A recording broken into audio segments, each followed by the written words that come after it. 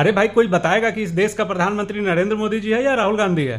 मतलब पता नहीं क्या चल रहा है कि जेएनयू में एबीवीपी के जो स्टूडेंट है उसको कोई पीट करके चला जा रहा है, जेएनयू में कुछ भी नारे लग जा रहे हैं, मोदी जी को घेरने के लिए कोई सांसद जो है उसकी टीम पूरी की पूरी महिलाओं सांसद को भेज दे रहा है कि जाकर के तुम इनको घेरो, और ये जाकर के मेरठ में रो रहे हैं कि हम महिलाओं को तुम भेज करके हम पे अटैक कर रहे हो। भाई किस लिए सीआरपीएफ और इतने सारे फोर्स है, एसपीजी क्यों रखे हो, इतने इतने पैसे क्यों खर्च कर रहे हो रील बनाने के लिए? मतलब अगर हमारे जैसे लोग अगर विरोध कर दें या बोल दें तो तुम तुरंत अकाउंट सस्पेंड और धमकी तमकी क्या क्या करवा दोगे। लेकिन अगर वहीं पे जहाँ पे एबीवीपी या जेएनयू के जो लॉबी है उन पे अटैक करना है तो वहाँ पे मुंह बंद हो जाता है। मतलब इनकी फटी पड़ी रहती है कि उस लॉबी से मैं कैसे लड़ूंगा, अपने ही कार्यकर्ता को नहीं बचा पाते हैं। जो अगर मैं बंगाल की बात करूं तो बीजेपी के कार्यकर्ता 300 से ज़्यादा कार्यकर्ता की हत्या हुई है। जो भी आर्टिकल आते हैं या जो भी न्यूज़पेपर में सारी चीज़ें आती रहती है कि कितने बीजेपी के कार्यकर्ता की हत्या हुई है।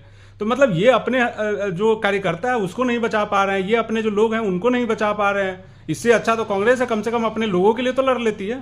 उसको जो सपोर्ट करता है भले ही उसका आइडियोलॉजी जो भी हो, लेकिन कम से कम वो अपने लोगों के लिए तो फाइट करता है। ये तो अपने लोगों के लिए भी फाइट नहीं कर पा रहे हैं। एबीवीपी के स्टूडेंट को कोई पीट करके चला जा रहा है, जेएनयू में नारे लगने लगते हैं, इनको डर लगने लगता है कि महिलाएं सांसद आकर के हमें घेर न ले, इनको डर लगता है कि हमें कोई गाली न दे दे। तो मतलब ऐसे कैसे चलेगा मोदी जी? तो फिर मतलब राहुल गांधी को भी ज़्यादा बेटर है, कम से कम वो जो भी बोलता है फ्रैंकली तो बोल रहा है वो।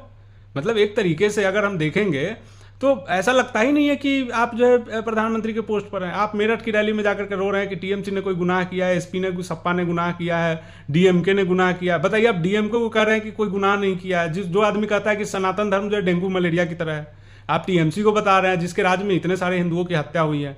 चाहे आप अब लगता है मुझे महबूबा मुफ्ती के बाद में गुलाम नबी आज़ाद के साथ में जाकर के सरकार बनाने का विचार कर रहे होंगे। तभी ये ऐसी स्टेटमेंट तभी आती है जब इनकी फटी पड़ी होती है कि अब तो हम एक मुद्दे पे तो हम फंस चुके हुए हैं, तो सबको खुश कर देते हैं, कहीं ना कहीं कुछ ना कुछ करके तो सरकार बना ही लेंगे। मतलब अगर जैसे वहाँ पे किए थे महाराष्ट्र में, अजीत पवार ने खुद ही कह दिया था कि हमने तो 70,000 करोड़ का घोटाला किया फिर भी हमको सरकार में रखे हुए हैं।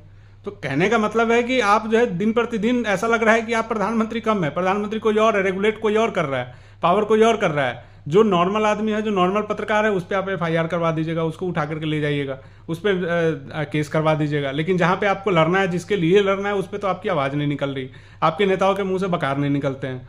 तो ऐसे कैसे चलेगा मोदी जी? सिर्फ रोने से काम नहीं चलेगा। प्रधानमंत्री है तो प्रधानमंत्री की तरफ बोलिए।